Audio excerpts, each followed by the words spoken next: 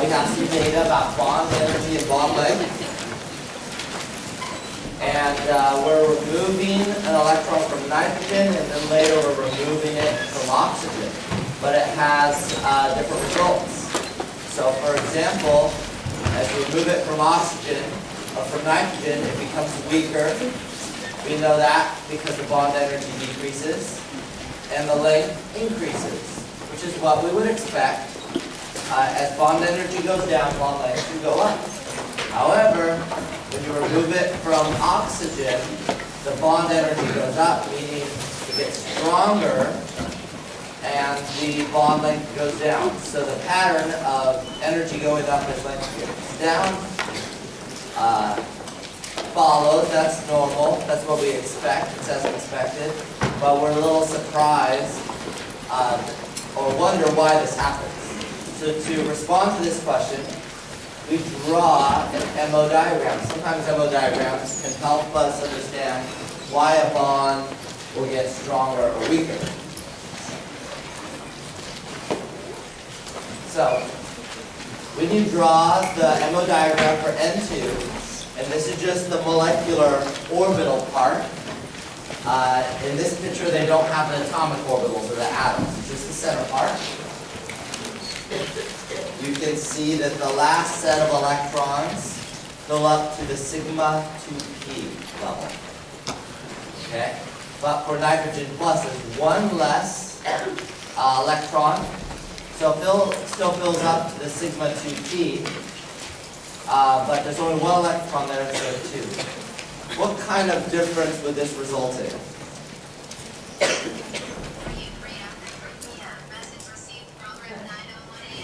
I don't know, I'm hearing something, that's not what I expected. The difference is that you can calculate the bond order. So the bond order in the case of nitrogen,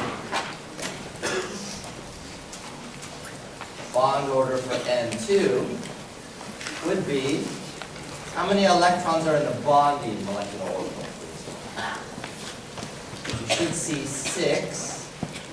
Because 1, 2, 3, 4, 5, 6. So a total of 6. Minus how many in the anti-bonding? You should see 0. Here's all the stars right up here, and there's 0. Divided by 2, and so you'll get 3. If you do the bond order for N2 plus,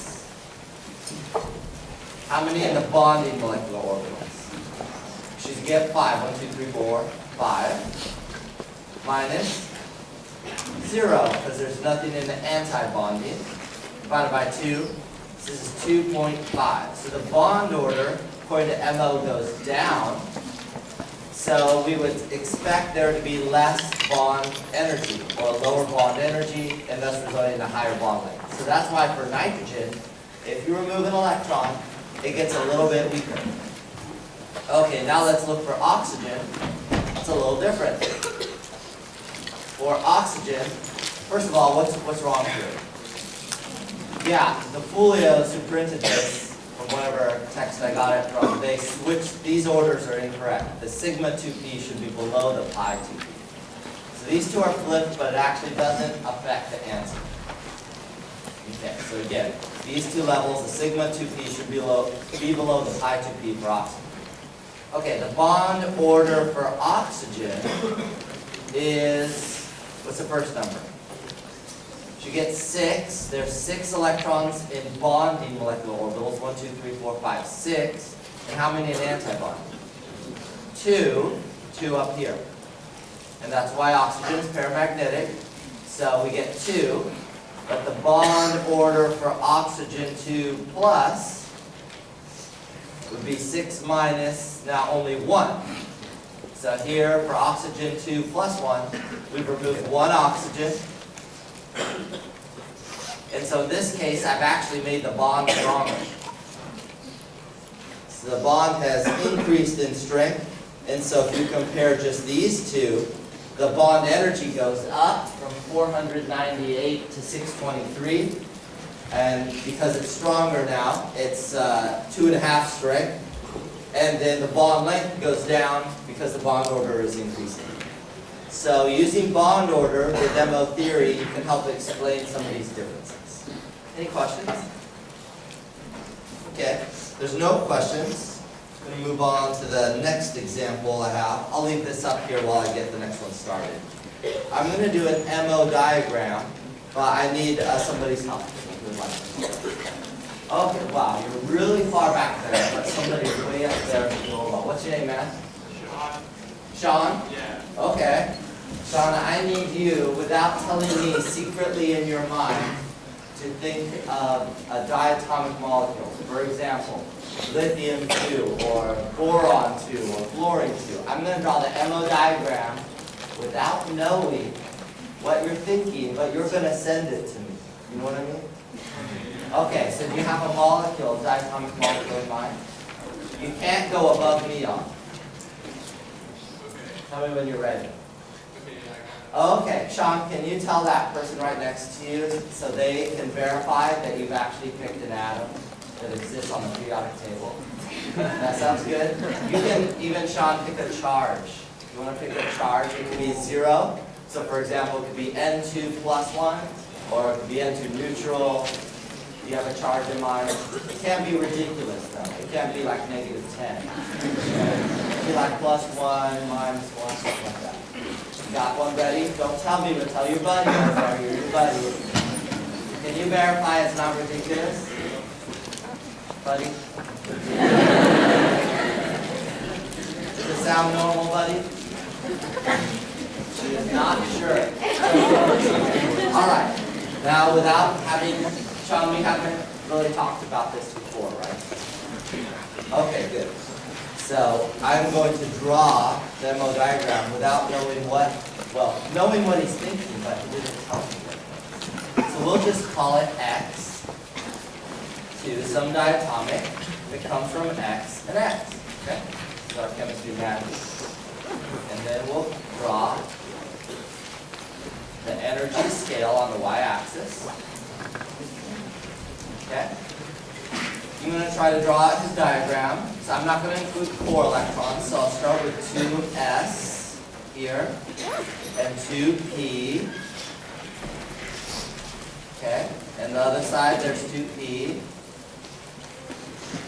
And there's 2s. Okay?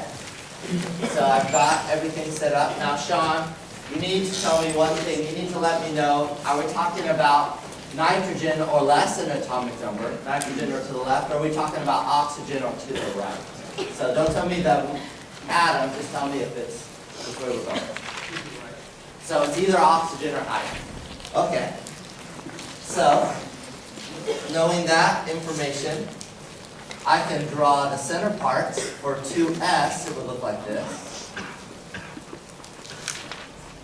Okay. Again, we're drawing the MO diagram for a mystery molecule that only Sean and his new buddy know. Okay. Since he said it's oxygen or to the right, the pattern is 1, 2, 2, 1. Okay. Because it's oxygen or higher in the atomic number. So it's that. If it was oxygen or if it was lower or to the left, these two would flip. All right, now let's name these levels. Remember, if there's only one single line, it's a sigma. That's the easy way to remember it. So sigma 2s, because it comes from the 2s. And then the higher one has a star. It also comes from the 2s number. The next one is sigma, but 2p now. Now we see 2 lines, it's pi 2p.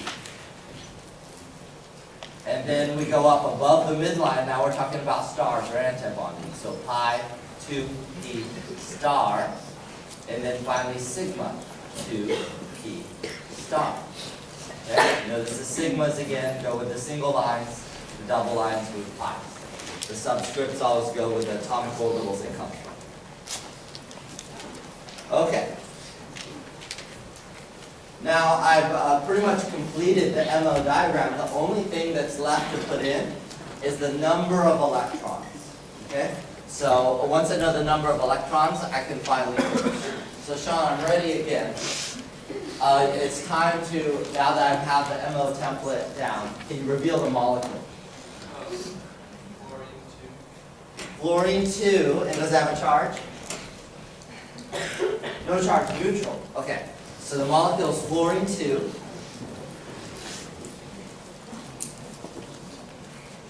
So this is a fluorine, and this is a fluorine. Okay, let's write the electron configuration 1s2, 2s2, 2p5. 1s2, 2s2, 2p5. Okay? Now let's fill in those electrons. I'll do that in blue. 2s2, 2p5. 1, 2, 3, 4, 5. And then 2s2, 2p5. 1, 2, 3, 4, 5. Okay? So I've got all my electrons filled in. Let's put those in the middle. You do one diagram at a time. So let's do the 2s first. 2 on each side for a total of 4. 1, 2, 3, 4. And then for the top, 5 on each side for a total of 10. If you don't know how to fill them in, watch my pen. 1, and then 2. And you go up. 3, don't pair yet. 4, and then pair. 5 and 6. Then go up. 7, don't pair. 8, and then pair. 9, and then 10. Okay? And then two things we'll always ask you about. I'll change colors. First, is this para or diamagnetic? Diamagnetic because all these in the center are paired. So we've got diamagnetic. Okay. And then we'd also calculate the bond order. Or the bond order is only calculated from the top. You don't have to, but I think it's easiest that way. What's the first number? Give me 6 because 1, 2, 3, 4, 5, 6. What's the second number? 4. It's the number in the antibonding. 1, 2, 3, 4. So this will turn out to be 1. So like a single bond, since this is neutral, I could actually draw the Lewis structure for it. If you did it out, you would get this, which agrees with Lewis. We get a single bond. And there we go. Good job, Sean. And your new girlfriend. Or friend. Whoever it is. Okay. Sean and Buddy, for helping me out, email me with your SID number. I'll give you extra credit. Okay? Cool. All right. Any questions on this? I'll make it, just for fun, let me make it a little harder. If Sean had told me, for example, let's see if I don't really have a different color to work with. But if Sean had told me this was fluorine 2 minus, if he had said fluorine 2 minus, then that would come from a fluorine and a fluorine minus. So F and an F minus. Sean, you picked the kind of most depressing letter to look at in the last day of class. It's okay. It's okay. Fluorine and fluorine minus.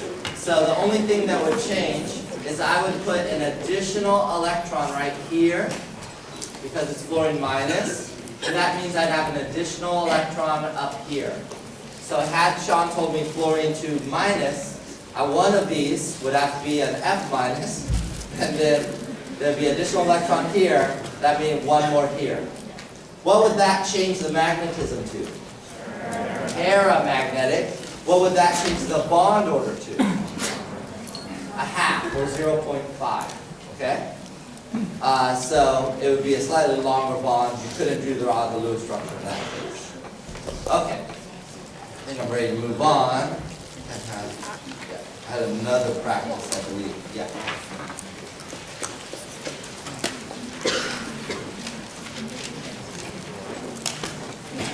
Okay, put that one online for us. By the way, I've YouTube hybridization 1 through 6. These you can look at, they're a little different kind of problems. And then, I forgot what this is, but I have bonding orbitals. Okay. What we're going to do, I'm going to do this one in just a second. I want to do an easier one first. And say a little bit about it before I do this one. Because this one's a little more difficult, but a little more similar to something you might see on fire. Okay, so I'm going to move these. Let's try this problem.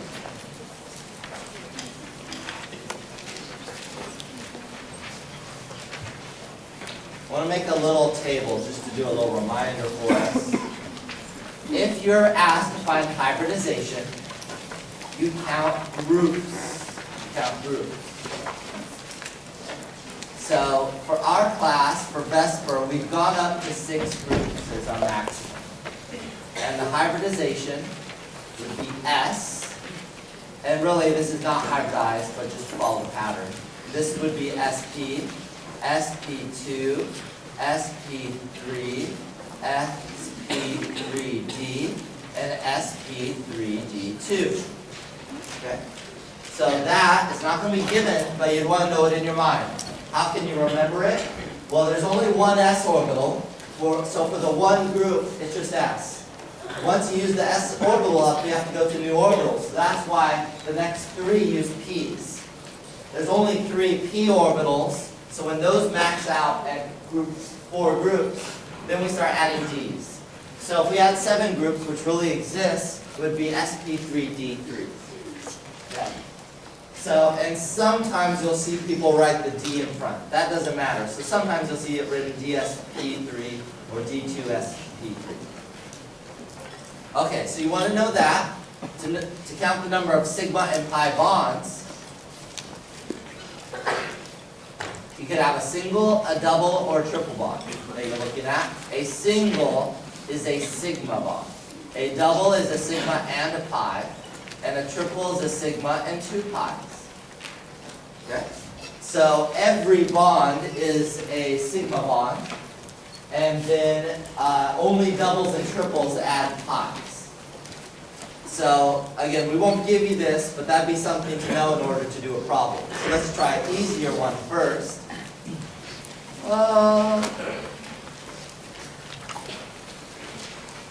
Okay, but not too easy, right?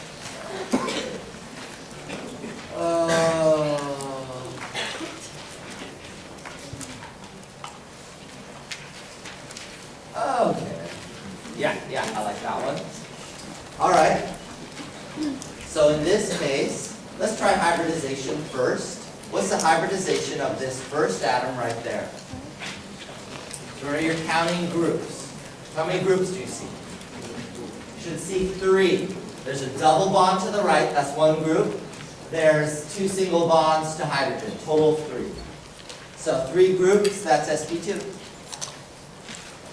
Okay, next one. What hybridization is that one? You should see 3 groups again, a double bond to its left, a single bond to hydrogen, and then a single bond to the carbon on the right. So a total of 3. This again is sp2. Okay, next one.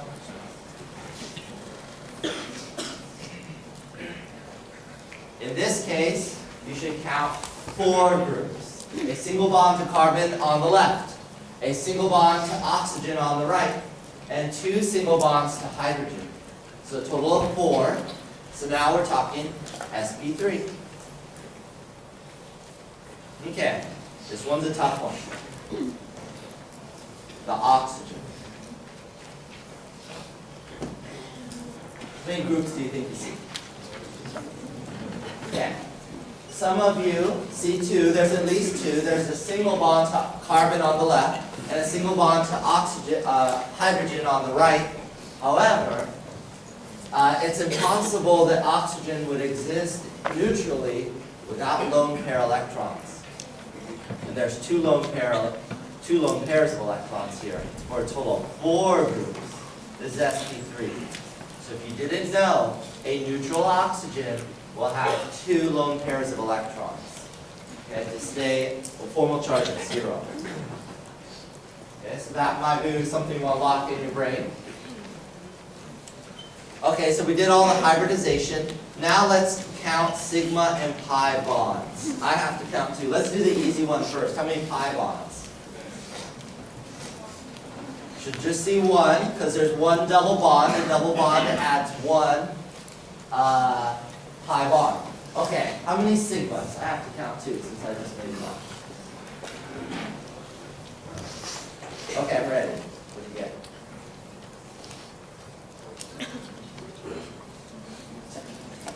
I got less than 14.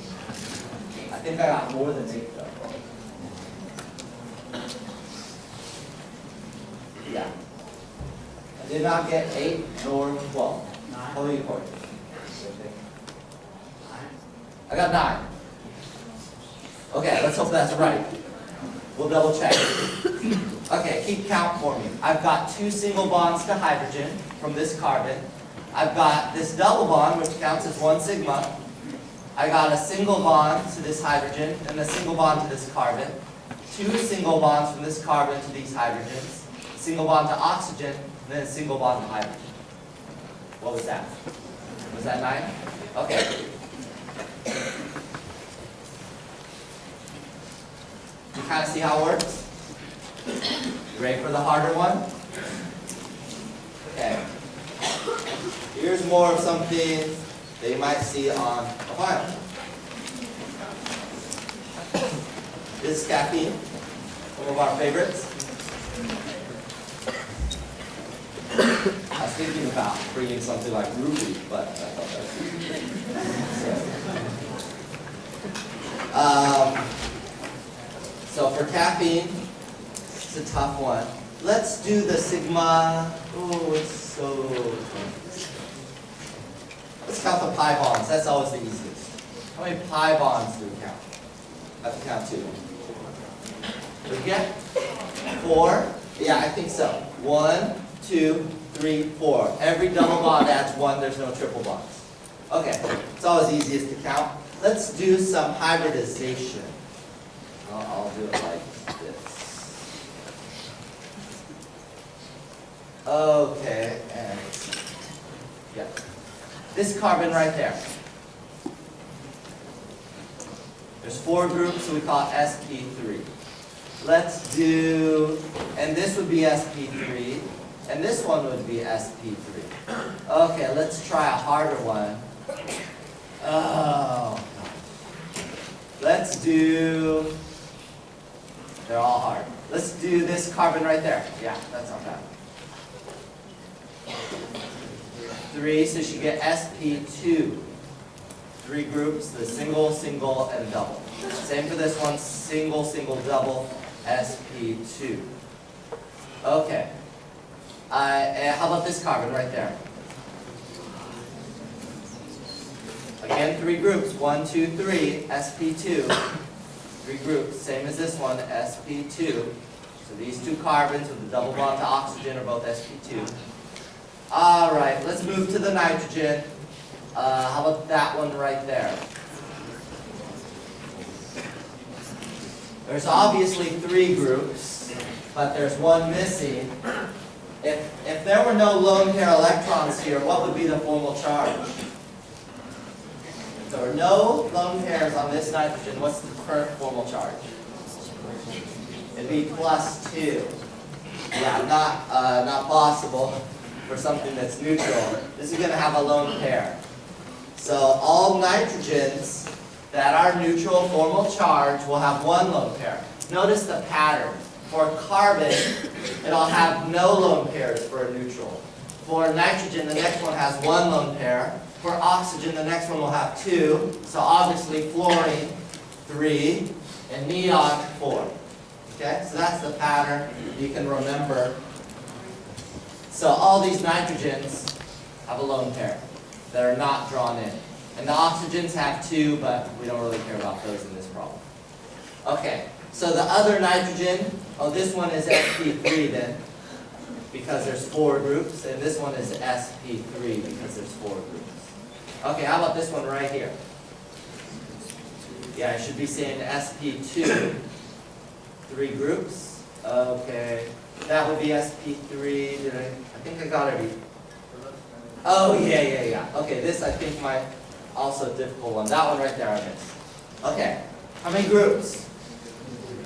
Not 2. It's 3. Why is it 3? Because every carbon, this is way back chapter 3, every carbon has how many bonds? 4 if it's neutral. So see how there's one missing? There's only 3 bonds shown. That means we know that you know that there's a hydrogen here. So it's actually sp2. Where is that in the reader? That's way back, crazy back. That is page in the reader, 13 top of the page. If you want to just see that for later or note it in your notes. 13 top of the page. Every carbon has 4 bonds if it's neutral.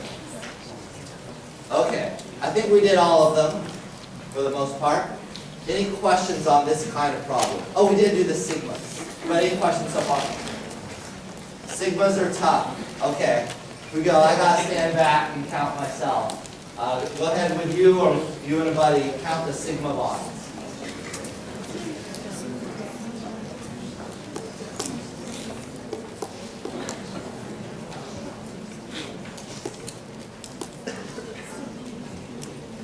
Okay, I think I'm ready.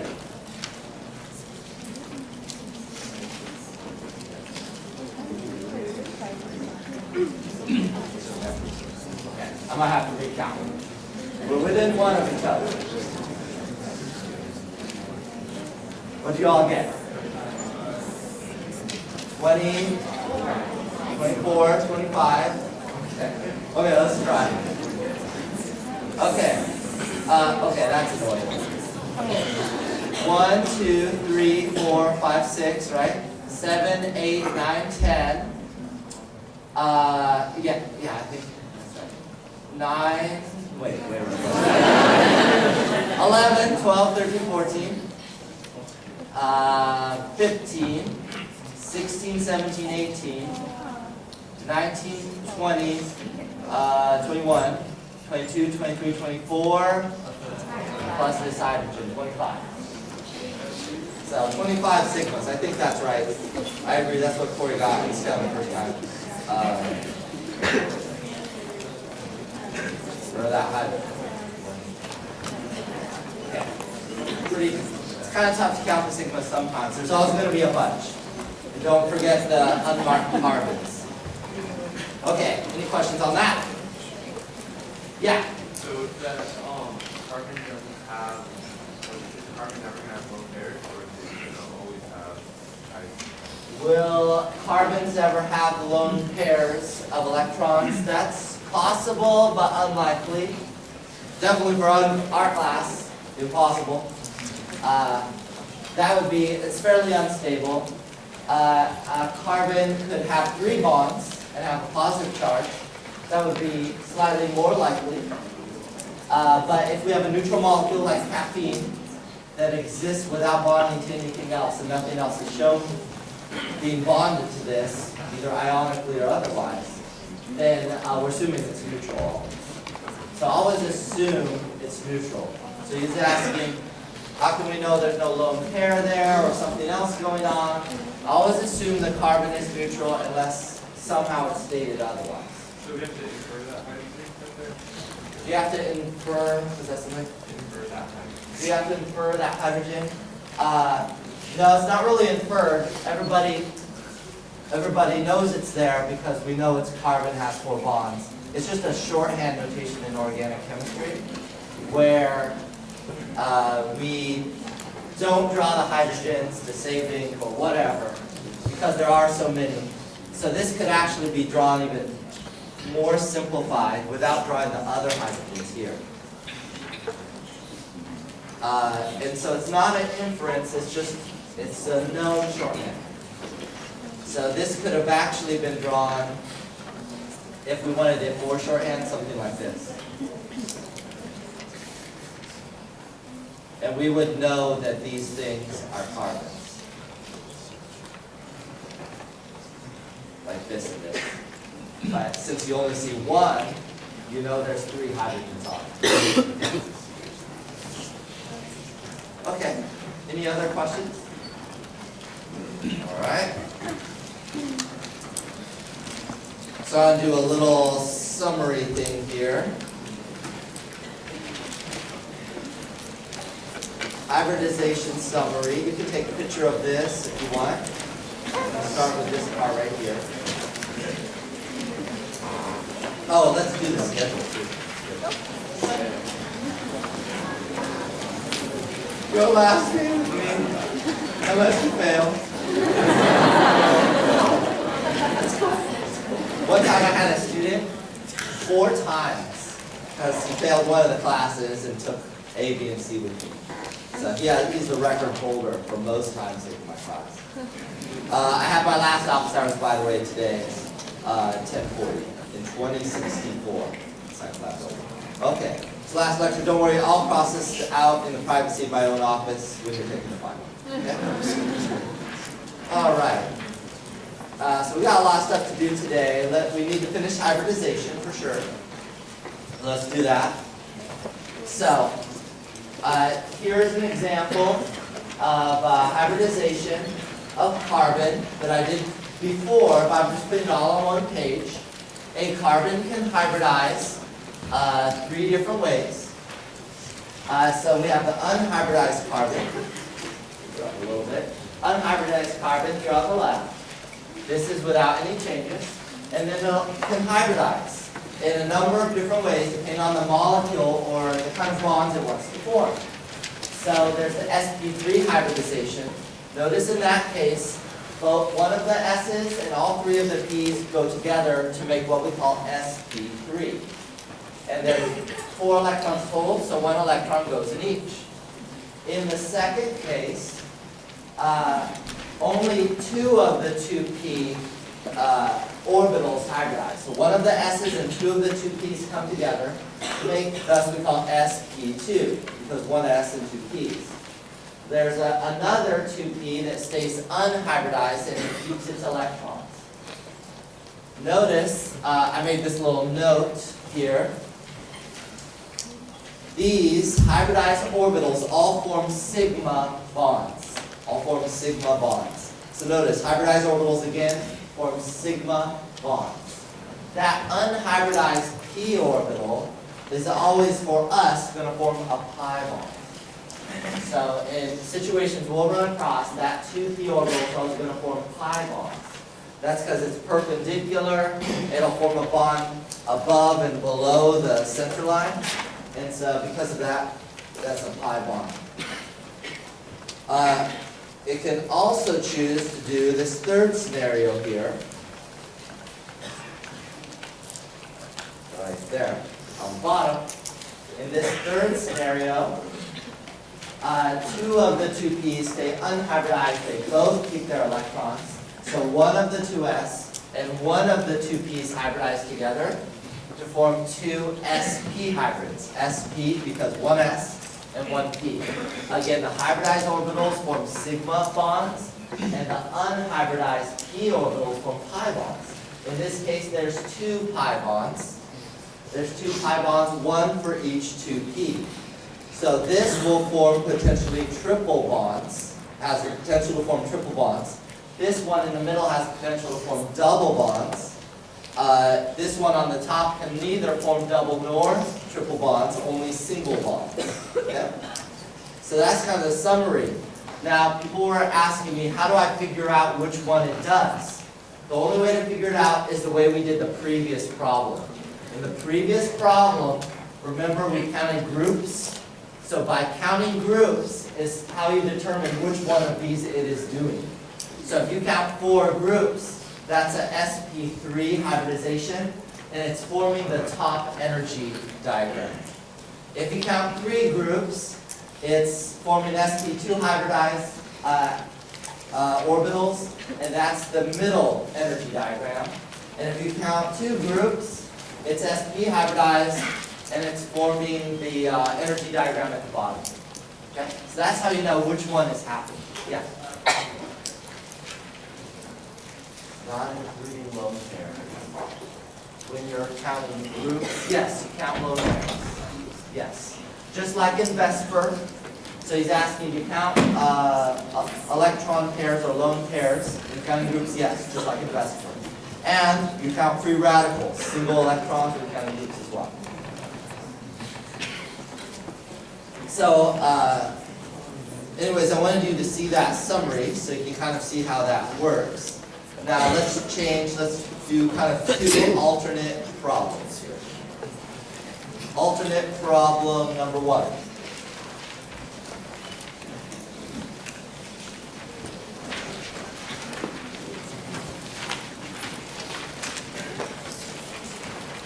Okay, alternate problem number 1. Let's say I have a molecule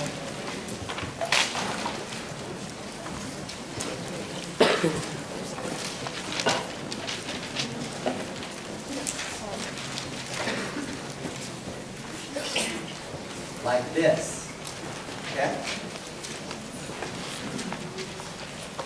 Sometimes we'll ask you, for a given bond, what hybridized orbitals or what orbitals overlap to form that given bond.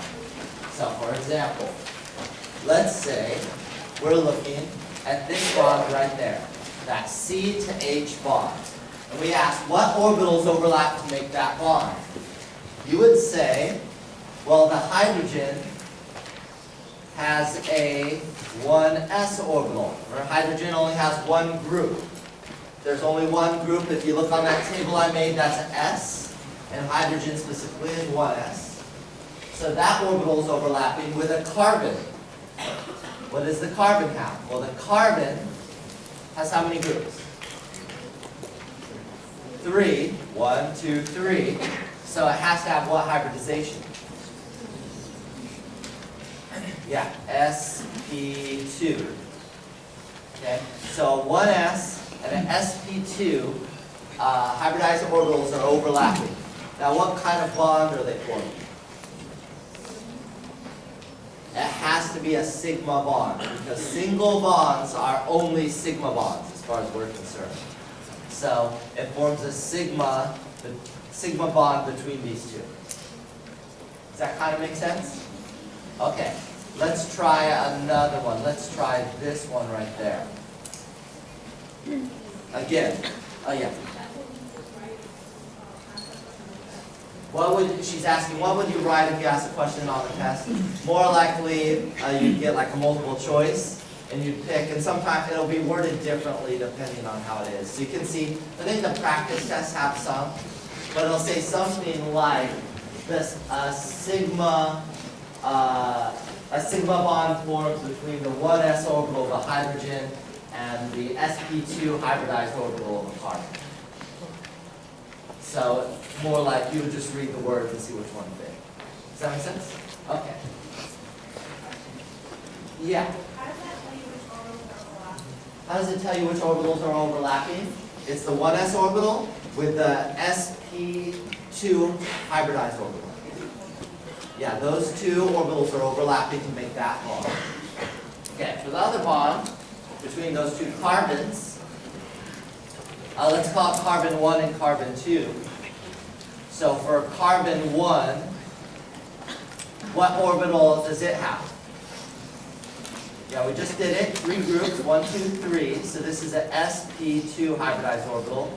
With carbon 2, carbon 2 has how many groups? 4 groups. 3 to hydrogen, 1 to carbon. 4 groups, so we call that sp3.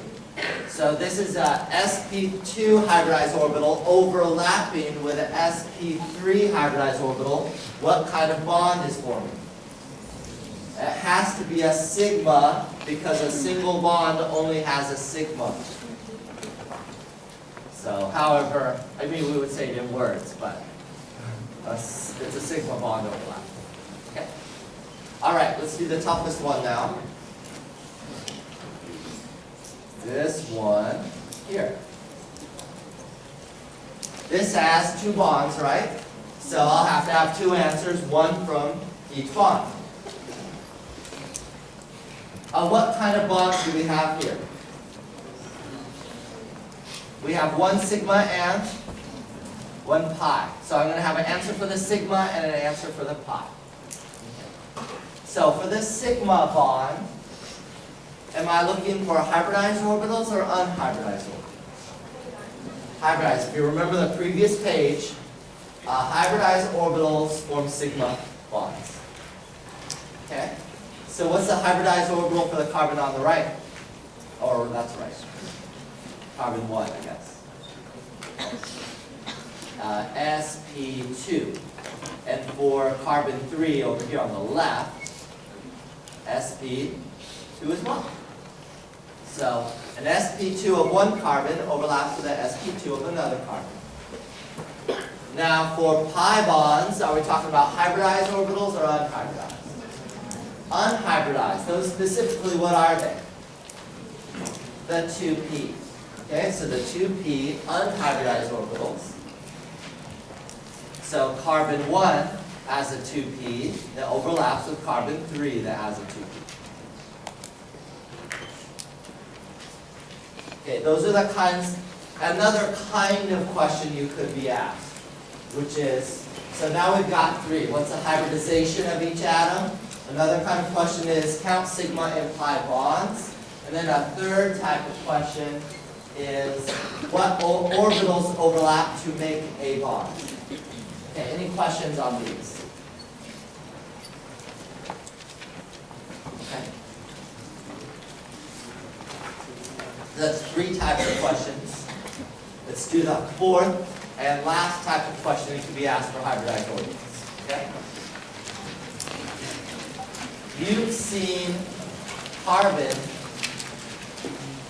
What kind of hybridized orbital would this carbon form? 4 groups, so sp3. But what if we're talking about nitrogen? What kind of hybridized orbital would this form? sp3, don't forget the lone pair. So we can also, just like we did this sort of stuff, we can do the same for nitrogen. Okay? So what I'm going to do now is I'm going to draw the unhybridized nitrogen and then the hybridized sp3 nitrogen. So nitrogen unhybridized, that's a 2s and a 2p, specifically 2s2, 2p3.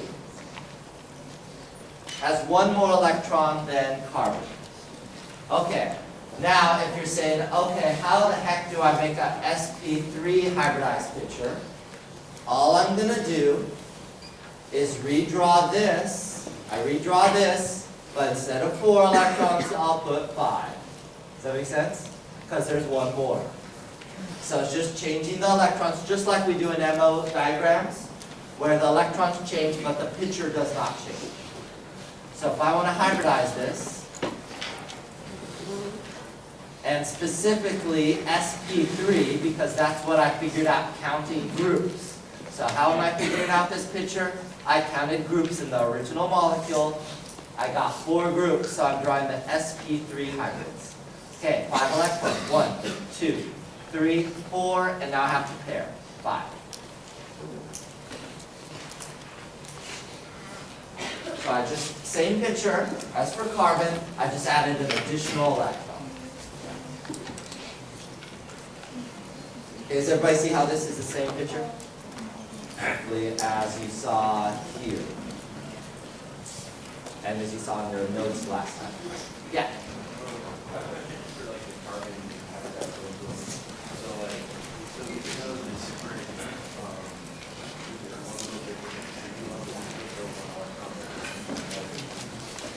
Okay, he's asking, because the different orbitals are different energy levels, do you still fill 1 electron at a time instead of pairing them or doing something else?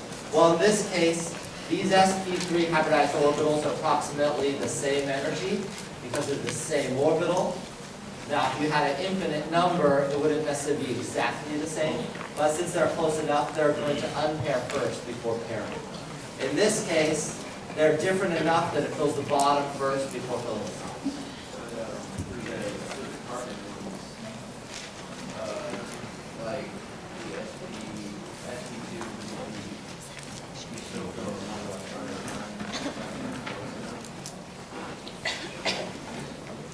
Oh, for the other ones, for the sp2 and the sp, yeah, they're close enough in energy that the 2p retains its electron.